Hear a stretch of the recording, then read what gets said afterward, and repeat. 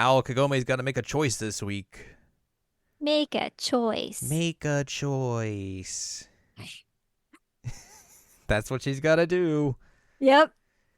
Here on She, this, she's going to be making a choice. she sure is going to be making a choice. Here on this week's episode of Jared Now Watching Inuyasha is episode 154. I'm Jared, joined as always by Doc Al and Lady M. Hello. We are discussing season 6, episode number 13, or episode 151, entitled Kagome's Instinctive Choice. Which, she argues a few times in this episode that she didn't really have a choice. But I guess everybody expected her to be a head, and she's like, no, I'm It's actually very not. weird how everyone was like, yeah, why didn't you not choose the thing that people would expect you to do? It's like, what? And she's like, I'm not a garbage human. What is wrong with you Huh? guys? Why do you think that about me? It's very weird. It's very weird. Like, what would indicate to anybody that she would not do what she did? I don't know. That's a great question. I guess it's just like, women have to hate each other. Yay! And Kagome's like, no, No, no.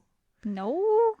Yeah, we get a recap of last week's episode where Kagome ran off, and then she eventually finds Kikyo in the water. She went chasing the waterfalls. She did go chasing that waterfall.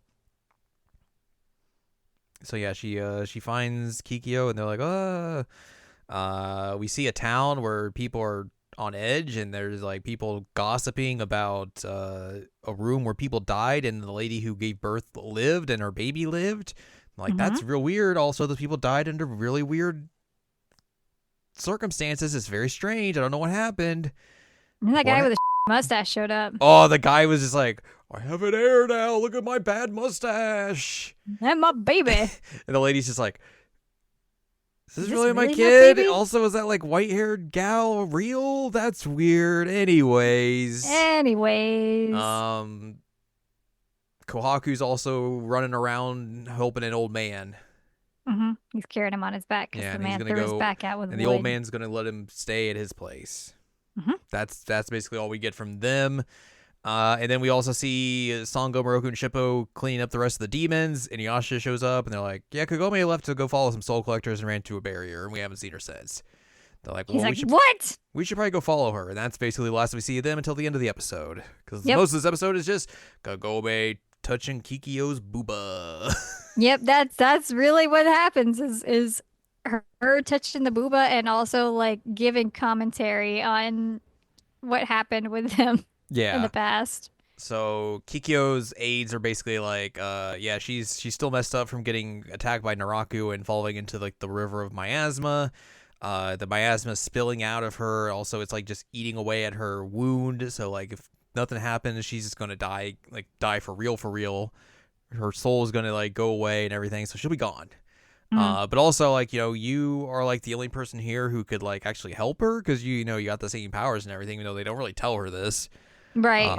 Basically, they're like, this is the plan, that they don't tell her until she's underwater. They magically are able to tell her this through the power of aquatic telepathy, essentially, that they can pour in some of the dirt from Kikyo's grave, and Kagome can grab it and purify it and use that to clean out Kikyo's wound and heal it, essentially.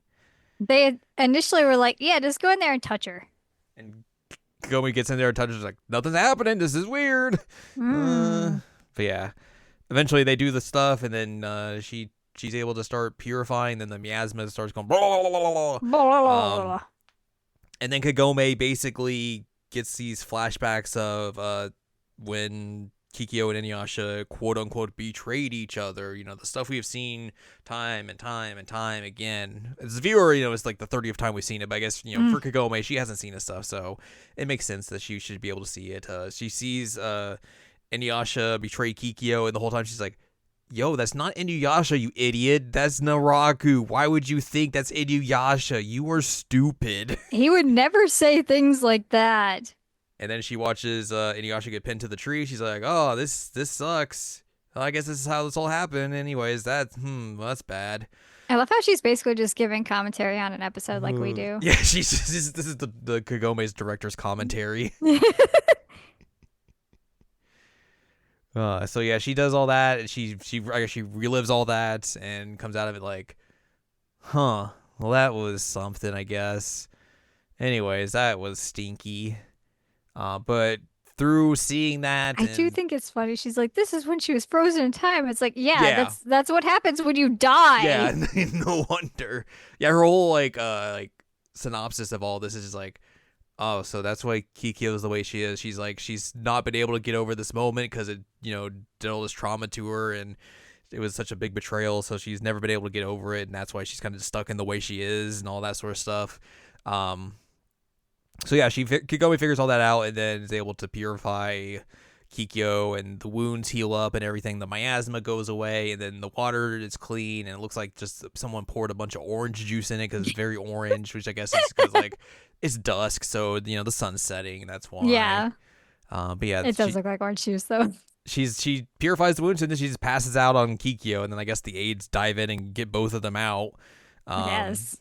They just leave Kagome just lying there next to her stuff, and then she wakes up and Kikyo's like, "Why did you save me? I can't believe you do that. I'm surprised."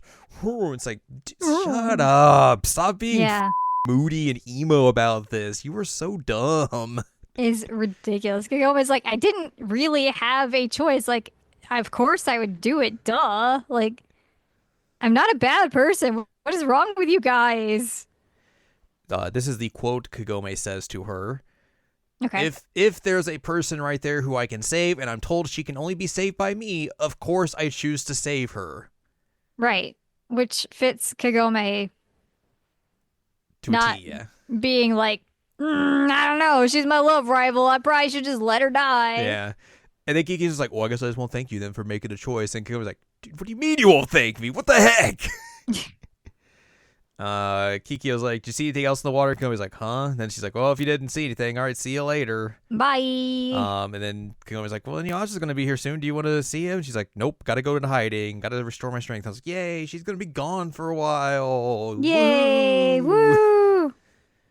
So yeah, Kikyo leaves, and then Kagome's just left there thinking like, that was a very weird experience. I don't know what to think. Anyways, Inuyasha's going to want to go after Kikyo. That's going to suck.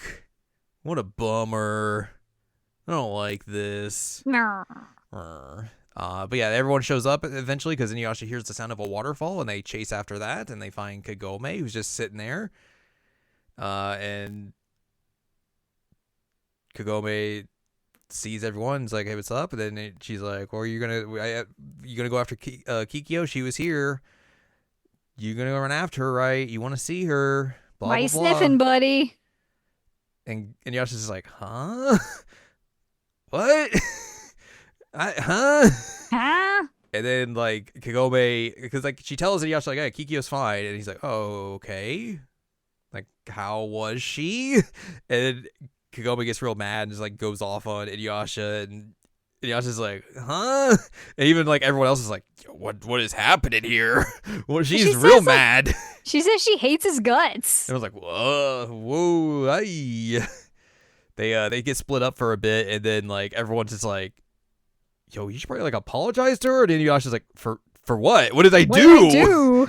And like Moroku goes up to him and is like, so would you have wanted to go after Kikyo? And he's like, well, Kagome is real messed up right now. That would be rude. And then Song was like, well, if she would have been happy, would you have gone? And then Inuyasha's like, he doesn't answer. Kagome, meanwhile, is just like, oh, that was real messed up of me. I was real mean. He's probably gonna hate me now. I don't like that. And then Inuyasha just like squats in front of her with his back to her, which is very weird. It kind of looks like he's pooping. Yeah, and she's like, well, what are you're not gonna go after Kikyo? He's like, no, like I ran into what I thought was her, but it was just a puppet. And then I heard about like all the stuff that you knew about. So that's it. Like, was she good? And Kagome's like, yeah, I purified her. She should be good. She's like, I mean, she's still messed up, but like she should be good. And then she's like, oh, okay, cool.